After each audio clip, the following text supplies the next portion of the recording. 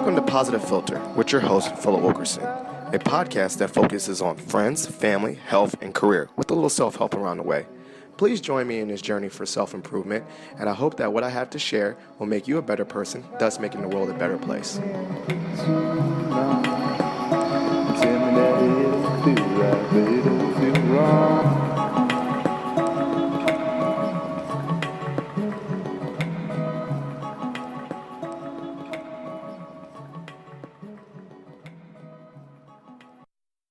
Server. Here we go. Hey, ladies and gentlemen, it's Phil Wilkerson back with another episode of Positive Filter. Today, I'm joined by a very special guest. I say that every time because everyone that comes on my podcast is special to me. I am joined by Mr. Pete Smith. I met Pete while working at my old school. It's called Alternative Path Training School, and he was the big boss man. I think he gave me a shot because we're both JMU alum, best school in Virginia. And so that was my first job, my first big boy job out of college. And while there, I learned a lot about myself and a lot about the world of work. It was not an easy job. It was quite tough. But Pete is a renowned speaker going all over the world, speaking, doing motivational speaking. And I was like, oh, okay. That's definitely a Positive Filter thing. So I wanted to get him on the podcast. But before, Pete, why don't you give a little introduction of yourself for the listeners? Sure. Well, I'm thrilled to be invited onto the Positive Filter show. I mean, this is awesome. Who would have thought that years ago when we met, this is how our paths would cross again? So, at this point, as you mentioned, I'm doing a ton of speaking, just talking at different conferences, whether it's opening or closing keynote about the importance of living in a very significant way. So really the whole focus of that message is shifting away from success and happiness and really being driven toward what it means to live through a lens through a significance. Right. And so that's a big one, the big thing about significance. I'm just going to dive right in. I read your book. You have the book, and you already started off in a very significant story. You said this journey to being a person of significance started in a very scary way for you. Can you, for the listeners, tell that story of what started this journey of significance? Because I think that is a great story to start off this podcast. It was May of 2010, May 6th, actually. It was 6:45 in the morning, and I had a stroke. Now, at the time of the stroke, I was 35. I was just shy of my 36th birthday, and I lost my speech. I was temporarily paralyzed on one side of my body. But the most interesting aspect of that entire stroke was the moment when I heard my body begin to shut down. And the best way I can describe that to you is it really sounds like an engine winding down. Think about turning your car off or something that has an engine. You shut the engine off and you hear the gears start winding to a halt.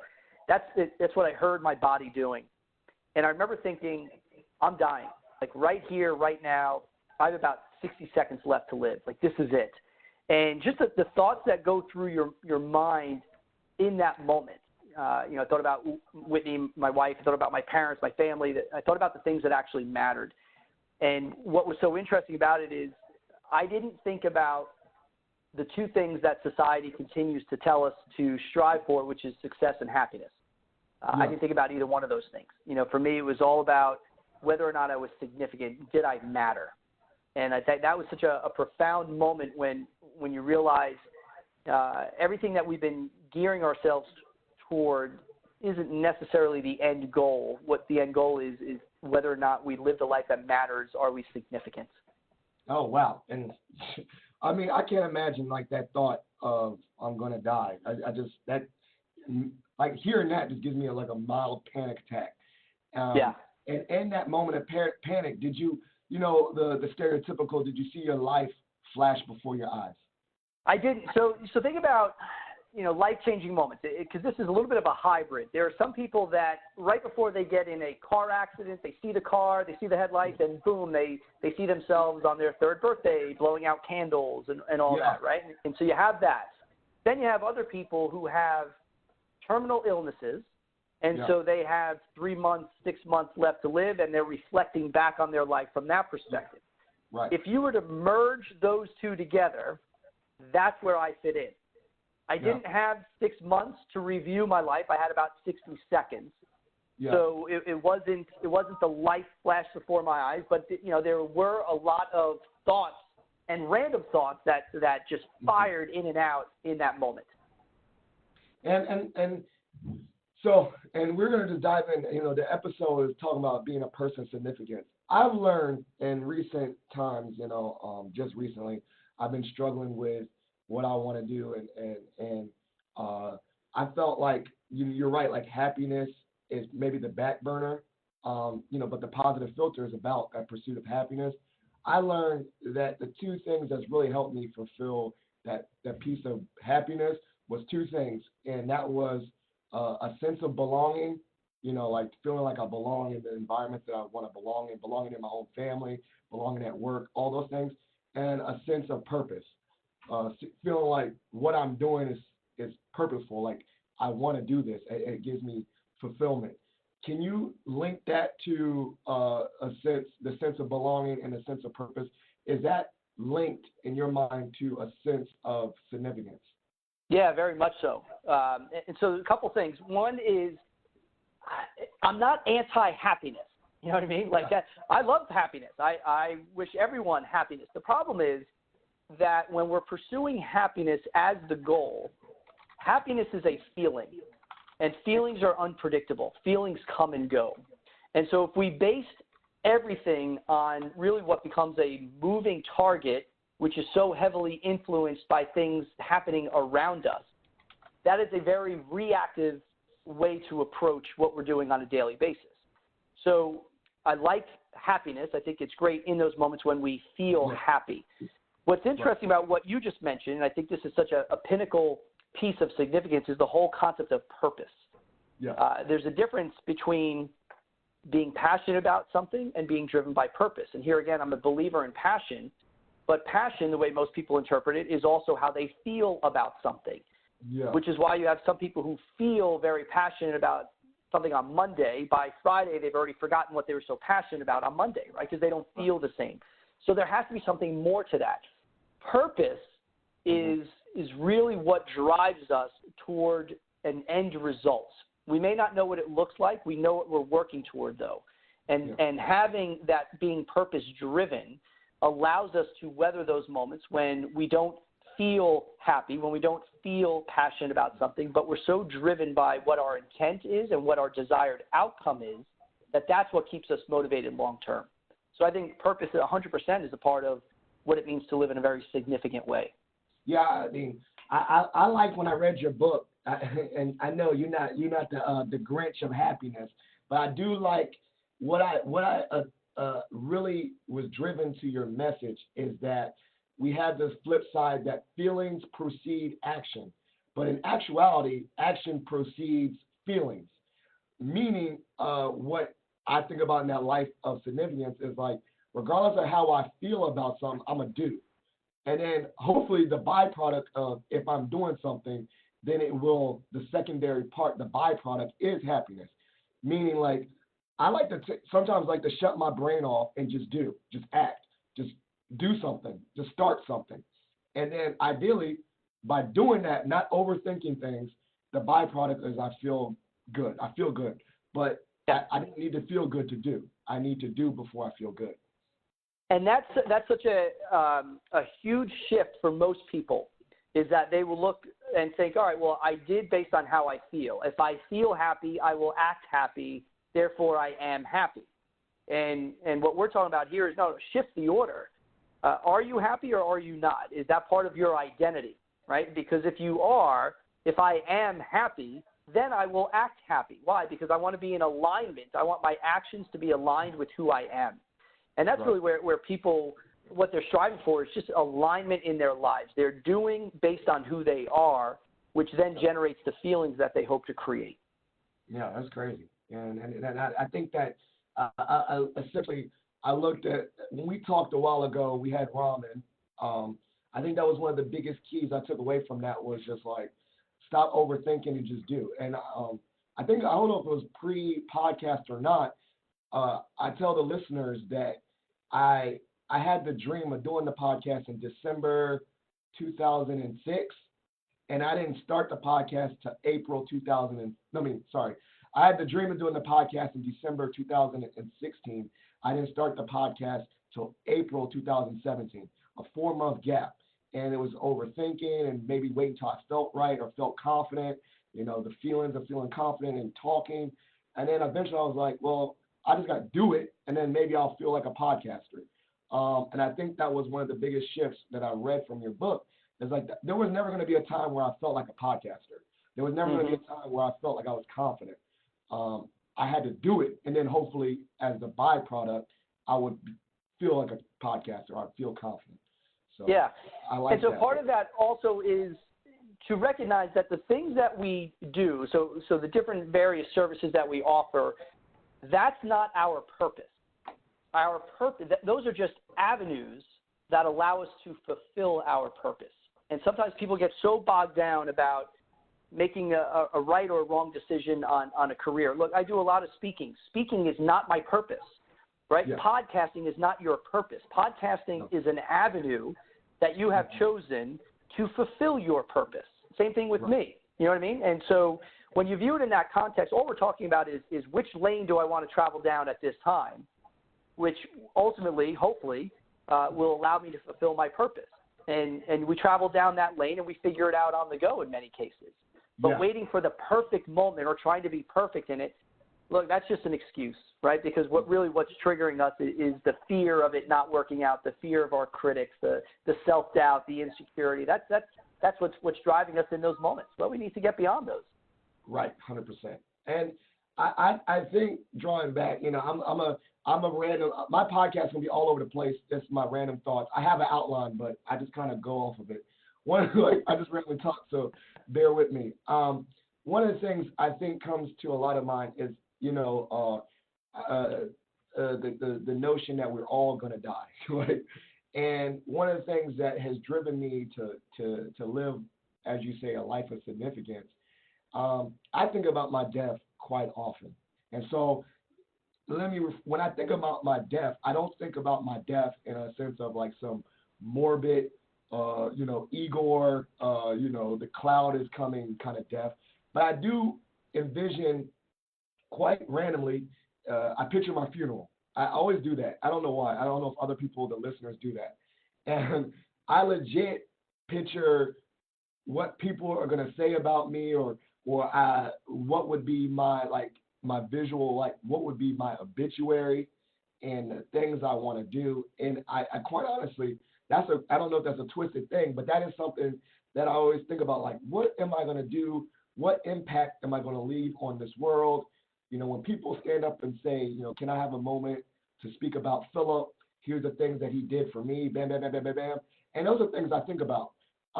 In that moment when you were about to, literally about to pass away, is that kind of a mindset that you have is that aligned with being a person of significance? Is the impact? Impact is a big word. Yeah. So impact obviously was a huge word for me. It's become part of my purpose. Significance and impact is what the source of everything I do personally and professionally. But it's interesting what goes through your mind in that moment. I thought about Whitney. I thought about how she was going to come downstairs and she's going to see me on my dining room floor and dead. And I remember thinking, what's the impact going to be on her? I remember I felt really sad for her.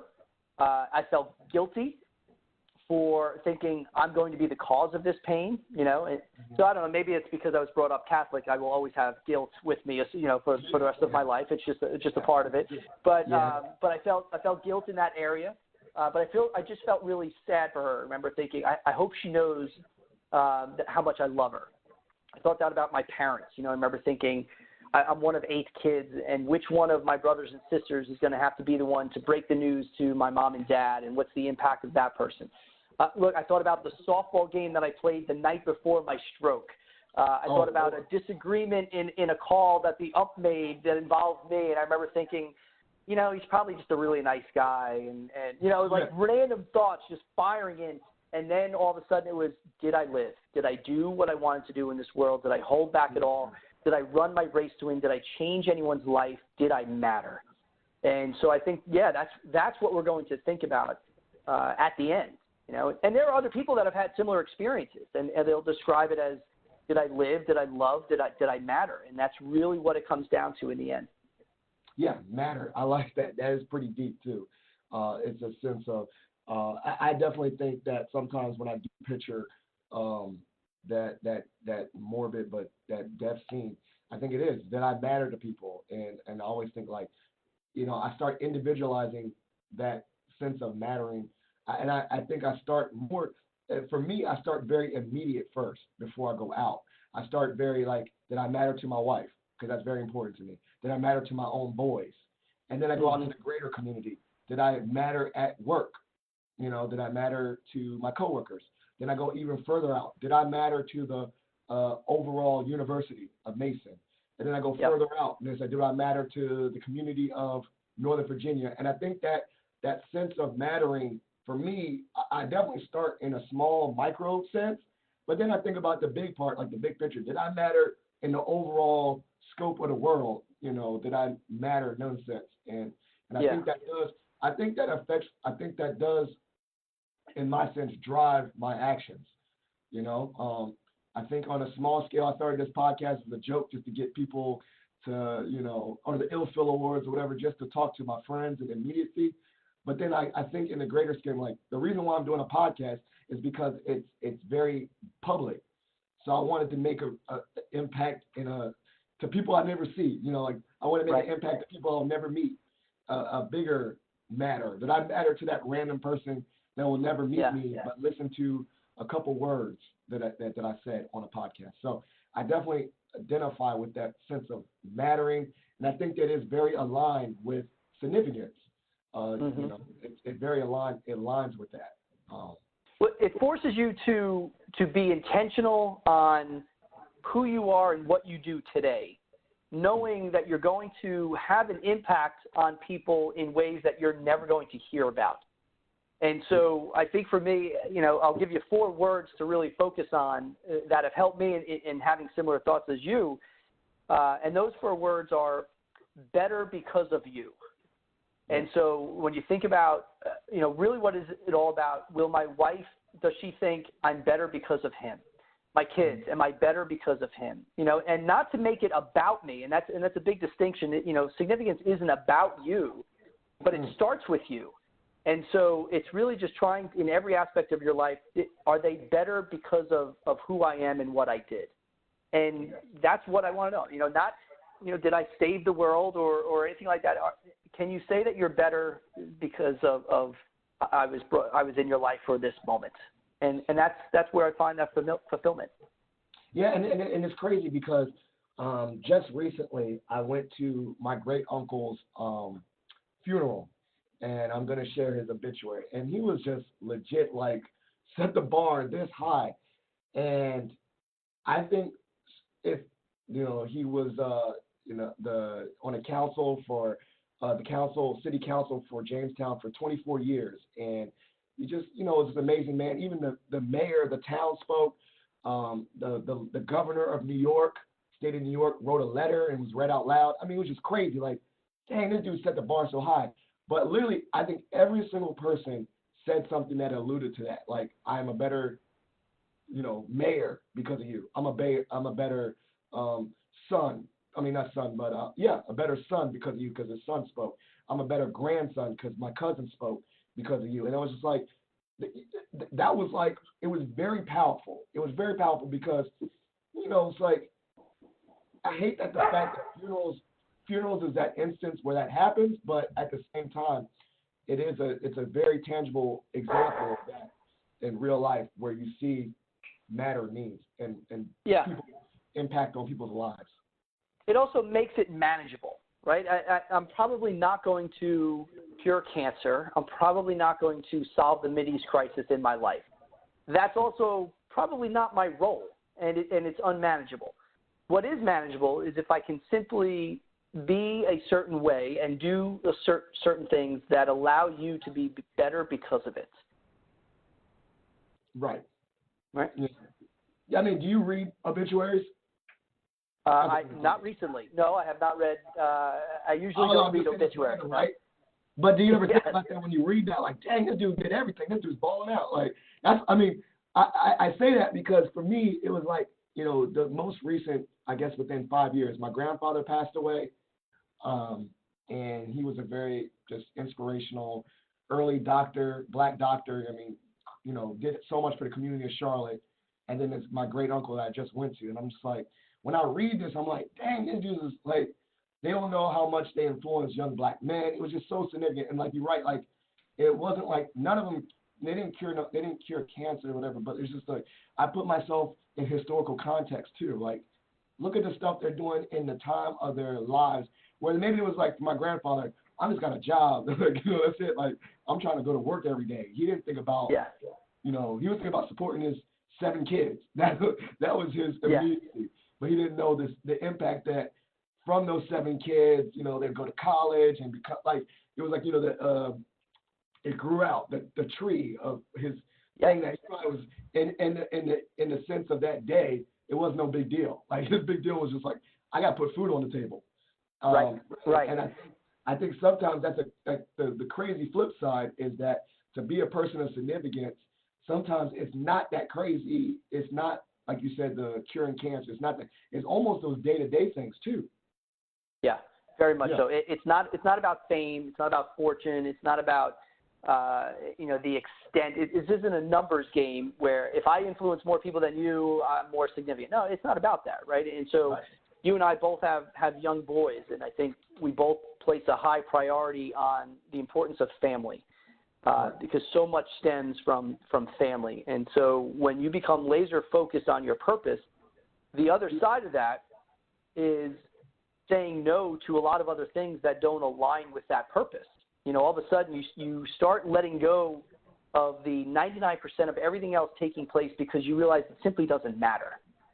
What matters is what we put as the top of our priorities, which for you and I, it's our marriages, it's our kids, it's our family, it's our community, and you start working your way out from there. And so how much different would people's lives be? How different would this world be if we started recognizing that every one of us was created to be significant and we started interacting with people through that lens? I think it would be tremendous. Now, usually we hate the term self-help or, you hate it. Okay, yeah. I can't stand it. You're the Grinch of self-help. I'm the self-help Grinch in terms of terminology. Yes, yeah. You know why? Because it's too fluffy for me. You know what I mean? It's like saying people say, "Oh, what are you, like a motivational speaker?" I'm like, "Oh, that term just makes me want to, vomit." Because we've all sat there like. There are speakers like, you can do it, and I'm in the back like, I don't know if you can, and so I don't know if you should try.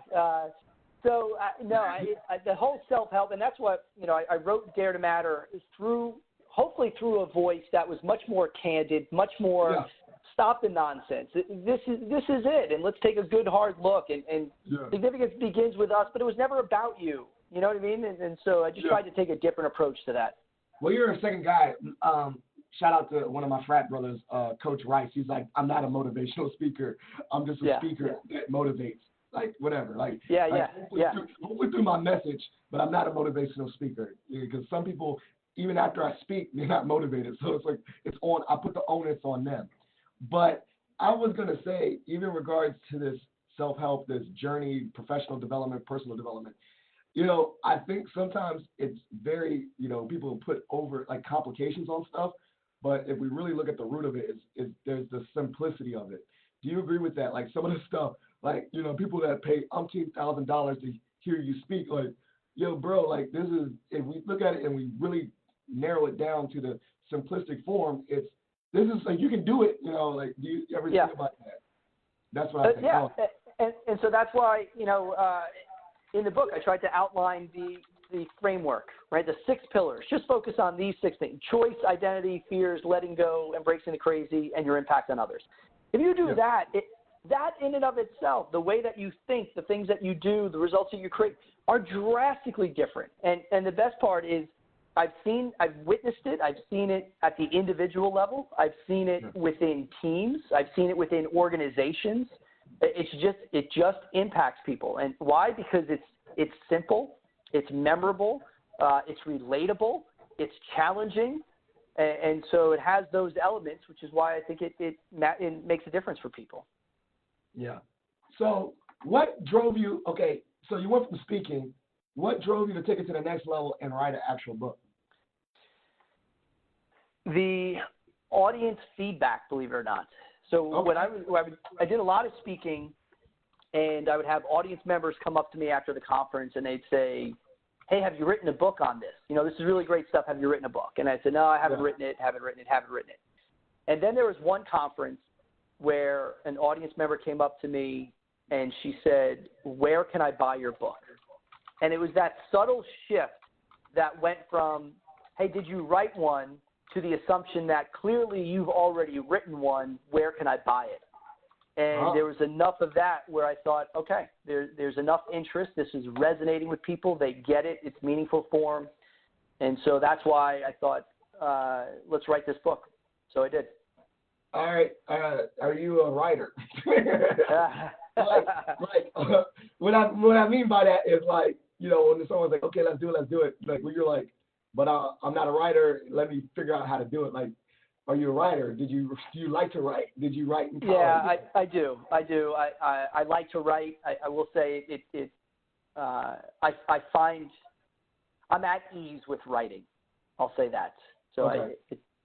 And it was also writing on things that I had been speaking about already, you know, and so I knew I had the outline, I had an idea, I knew what stories I wanted to tell, which resonated with people, and so it was just a matter of putting down what I was already speaking about in a more book format, and so it was a natural progression that way. Dope. Is this your first podcast? This is not my first podcast. Oh. This is my favorite podcast. How about that?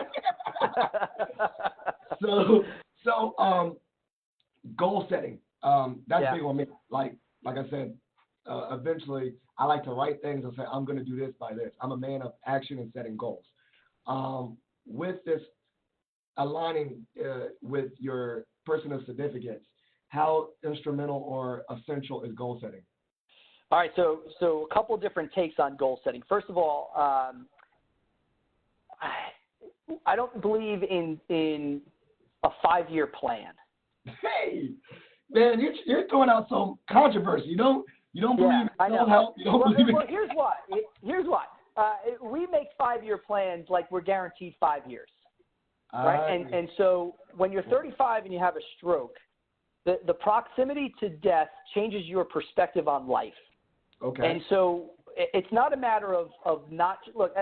Just do my wife and I, do we save money for the future? Yes, absolutely, right? And so it's not like we're just spending everything you have and living in the moment. Look, that's the other extreme. So I think we can be smart about it.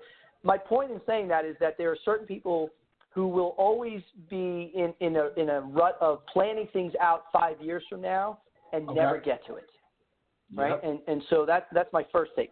The second one, with regard to your more immediate goal setting, I want to present a different way to help people achieve their goals. Let me give you an example. Sometimes people will tell me, I want to get in shape.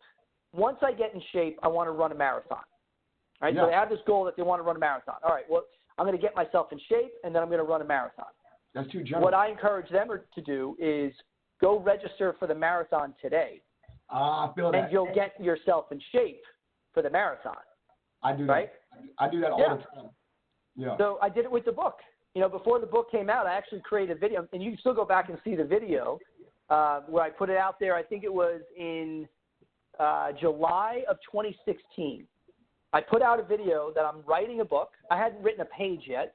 I didn't even know what the title was, right? And I said, and the video was, look, I'm writing the book. Here's what it's going to be about. If you want to get notified of my progression and when it comes out, if you want to be among the first to get notified when it comes out, sign up, and I'll keep you updated, right? That was July. By September, I had nothing written yet, and I told them it was coming out in January, So all of a sudden, September, I have nothing written. I don't even have page numbers written. You know, like that's how far behind the 8 ball I was.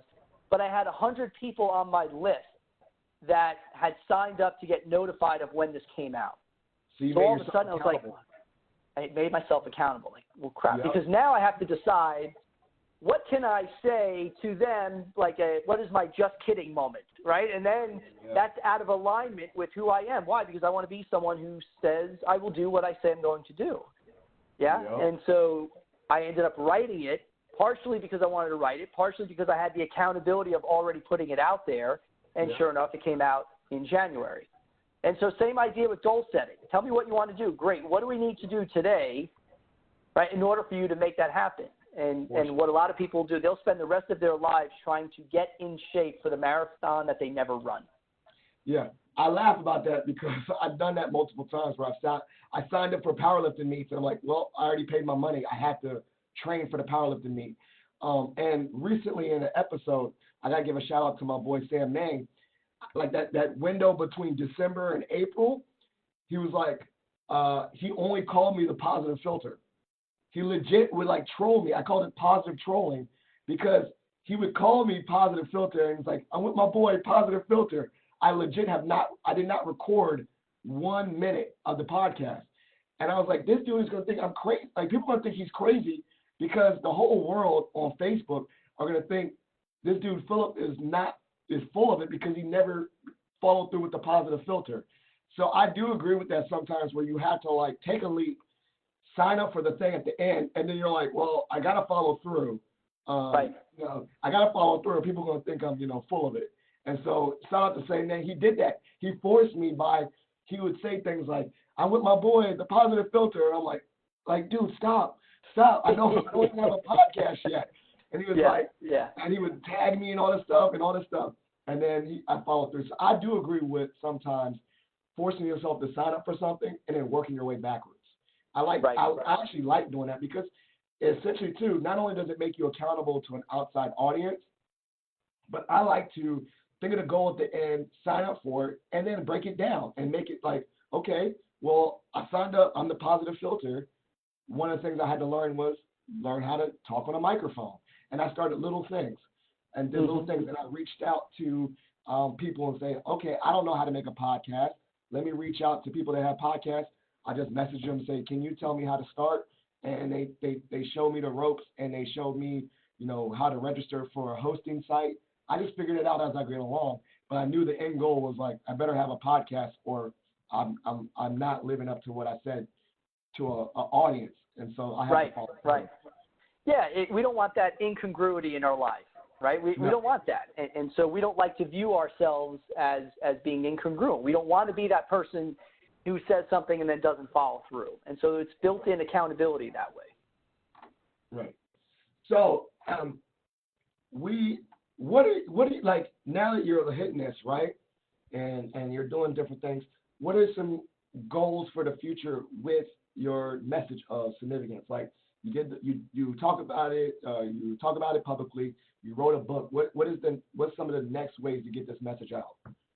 To get the message out, I like where I'm at with my speaking career. I have a number of engagements every year that works for me. I have, my goal is not to speak at double the amount of events because I like being home with my boys. Right. And so I found something that works for me that way. What I am entertaining, a couple of different things. One are certain training programs. I think a lot of what gets covered through this lens of significance applies to teams. It applies to organizations. And so kind of creating that like a business version, if you will. But there's also some interesting things that have happened recently is that some people have talked to me about how that significance framework, it has influenced their relationships, their marriages. And so, maybe the idea of marriage matters or the significant marriage, maybe taking it, that same framework, but applying it in different areas. Like the interpersonal part. Yeah. It's relationships, and it's who we are in those relationships and why do we get triggered in certain ways and what do we hold on to in terms of anger and resentment, and what do we want to do together as a family? What do we stand for as a family? All those things that the book deals with from an individual level, I think they apply for families as well, and marriages specifically. All right, and then I had another question. Goal setting. Well, actually, I kind of went up. I went a further round. Did we actually talk about the definition of significance? I'm jumping around, you know that, but like, did we actually say for the listeners? We kind of just jumped in and talked, but did we define what the definition of significance is? Yeah, I don't know if there's a succinct one sentence version of significance. I think the whole concept of living in a very significant way is that a significant life starts with you, but it was never about you. And so how do we make certain decisions in our life regarding our identity, regarding our fears, regarding the things that we hold on to and let go, regarding the things that we pursue? How do those choices and who we are allow us to make a bigger impact in the lives of those that mean the most to us and those that we're meant to serve? And so significance, I think, is one of those things that it's not just the end goal, it's also the journey in achieving that goal. Okay, and then during this journey of significance, you know, I'm always about obstacles and overcoming obstacles. What has been some obstacles in this message, maybe in regards to the book or speaking? What has been an obstacle that you challenged yourself and you had to get over? Gosh, there's been a number of them. Going out on your own. There are a lot of people who are on that fence. You know, should I go out and start my own business? I don't know. Yeah, I don't know your business. I'm not sure, but that's a hurdle right there. Are you willing to sacrifice the security of a consistent paycheck? Are you? And when you start out, you end up sometimes you take clients that you know are not a good fit for you. Are you willing to burn those ships? You know, and so are you willing to sacrifice the life that you used to live based on a certain income and cancel all that? You know, when I went out on my own, we lived off of Whitney's salary. Well, Whitney was a teacher, you know, so we went from dual income to a single income teacher salary. Are you willing to do that? Are you willing to sacrifice that together? And so there's little challenges at every stage. And here's the other thing with regard to those obstacles. I think there's two things that people need along this journey. Number one is guts. And there are times that you're going to come across an obstacle that really just simply requires you to ask yourself, do you have the guts to move forward or do you not?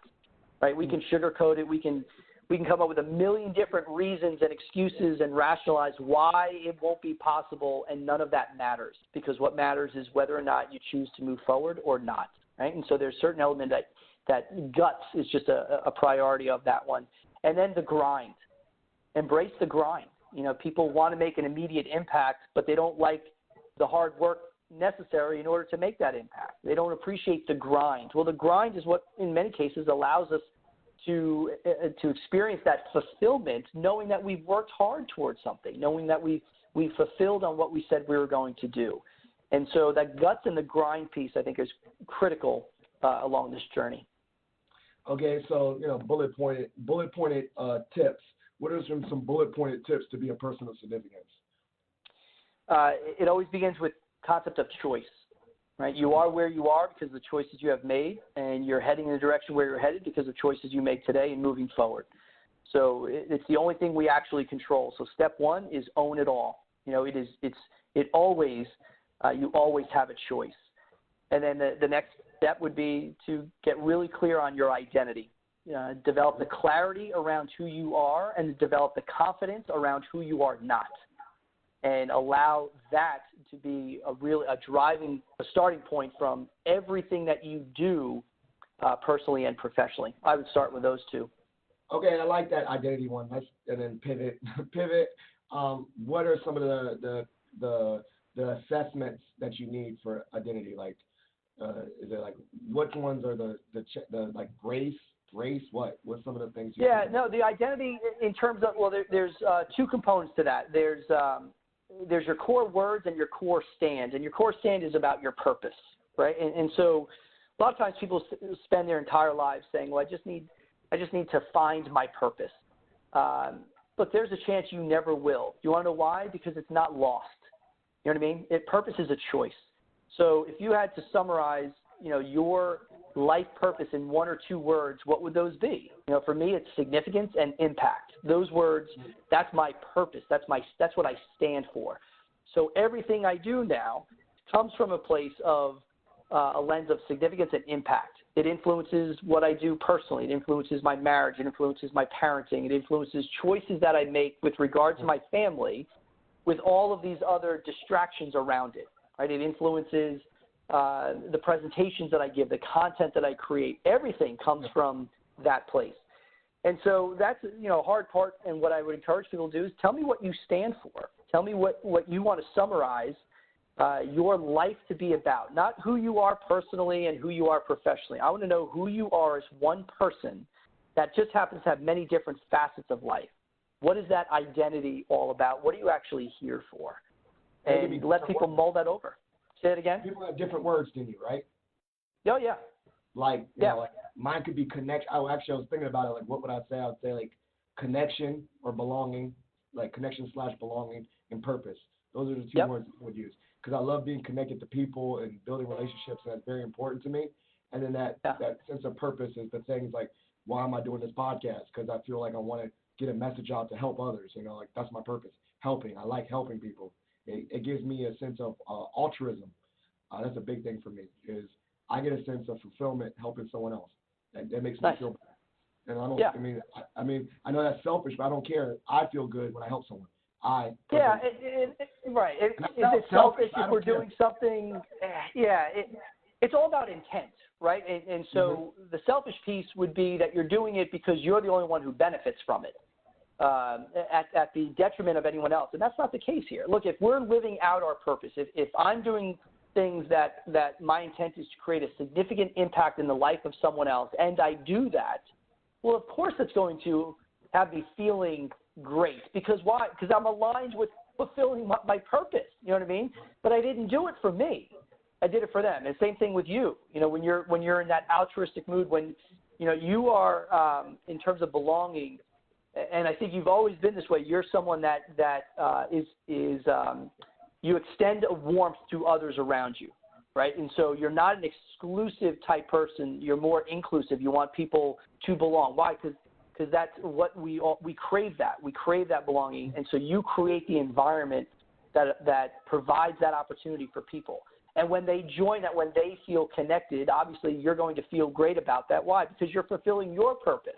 You know what I mean? And so that's it's not selfish. No, imagine how different it would be if we all acted with the intent to better the lives of other people. How different would our world be? Right. It's pretty powerful. Okay, so we're at the part of the show, I call it shot for shot. Shout out to Marty, where we pivot and you can just ask me any question that comes to mind. It has nothing to do with significance, just one that comes to your mind, and I get to ask you one question. Being my guest, would you rather go first or I go first? I'll go first. Okay. Any question, any topic, anything? Yeah, just random. That's why I call it shot for shot. I love it. You deal with students a lot. Yes. What is, you know, if I'm 20, 22 years old, what are some of the nuggets that you share with them at this pivotal stage in their life that you think has an immediate impact on them moving forward? Quite honestly, I specifically work with students that are in media arts and design, right?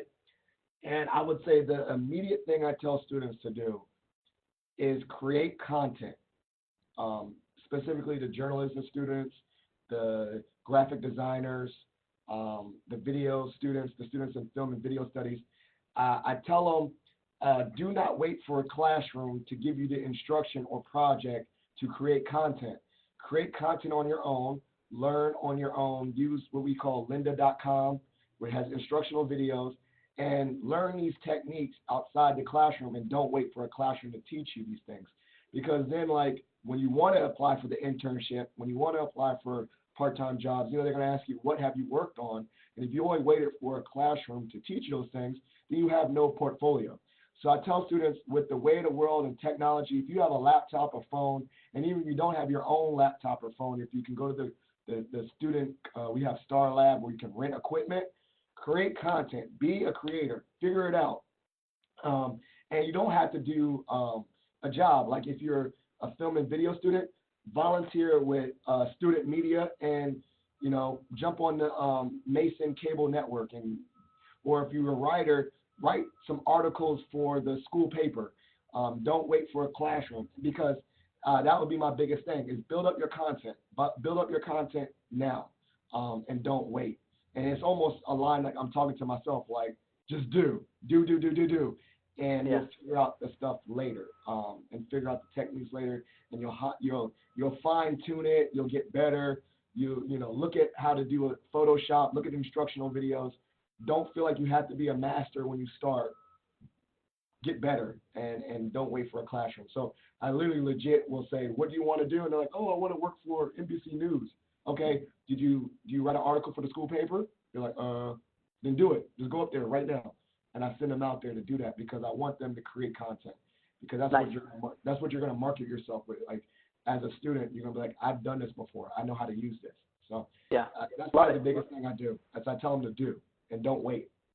It's almost because I'm like talking to myself too, like don't. Like, so if I'm gonna tell them to do it, I do it. You're a big wrestler, and that I want to, in regards to what would be like bullet points, or whatever. What was some of the greatest lessons you learned from your experience as a wrestler that you still to this day apply to your life? What I appreciated about wrestling was, for me, wrestling is one of those sports that I'm glad I did it, and I'm ecstatic that I'm done, because it's just, talk about the grind. But what's interesting about that sport is you go out on the mat. Yes, there's a team component to wrestling, but it's so individualized, and it's such an individual sport. And I think one of the greatest experiences anyone would ever have in their life is getting their hand raised at the end of a match. I mean, it's just unreal. There's no one to blame. You know what I mean? When you lose, you lose. It wasn't your coach's fault. It wasn't your teammate's fault. It wasn't the ref's fault. It's yours. And so just a tremendous sense of ownership and accountability that's built into that sport. I think that I've carried that through with me in hopefully in my personal life, marriage, and in the messages that I deliver as well. Yeah, that's very powerful. So we did our shot for shot. This is the part of the show where I like the guests to do their shout outs, all the people they want to shout out, and then also plug anything they want to plug, so that I can make sure that we put it in the show notes to have the listeners follow up. So, shout out, the floor is yours. Shout outs and plugs. All right, so I'll do a couple quick shout outs. First of all, a shout out to you for starting the podcast. We had lunch a while ago, and you were kind of brainstorming some different ideas, and we're kicking things around. You had a notebook which you took notes on, which, by the way, I think is awesome, because I think it's great. You're a student of it, and you want to learn. So kudos to you that we're actually sitting together on this podcast that we talked about so long ago. So that's awesome. It happened. It happened eventually. Well, that's all right. But it happened. It happened. Look, we're not in our 60s and 70s talking about the podcast that you could have done. You know what I mean? And so we're not spending our time in the if only category, and I think that's huge. So. And then another shout out. I always give a shout out to my wife Whitney, because I think she's awesome, and her and my boys make the world go round. So shout out to you and to Whitney and the boys. Okay, and now plug time. Plug. If this message resonated with them in any way, they want to find out more, go to smithimpact.com, and we'll see where we go from there. Okay, and the book. Buy the book. The book is called Dare to Matter. They can buy that on Amazon. Yeah. There you go. So Dare to Matter on Amazon, paperback, Kindle, and audio. The plug. Well, thank you, listeners, for listening to Positive Filter. Please subscribe, like, and review the podcast. If you have questions for the podcast, send me a message or use the hashtag AskPositiveFilter on Twitter. If you'd like to leave a voicemail for the podcast, please call 571-336-6560. That's 571-336-6560. Thank you so much, Pete, for being on the podcast. I can't wait to see you in person. If you're in Northern Virginia, you better hit me up. Maybe we could do another follow-up series face-to-face. Keep this going. Thanks, Phil. Appreciate the invite. No problem. Thank you for listening to Positive Filter, a podcast that focuses on family, friends, career, with a little self-help along the way. If you enjoyed this podcast, please share it with your family and friends, and like the Facebook page, Spreading Positivity of Movement. Thanks for listening.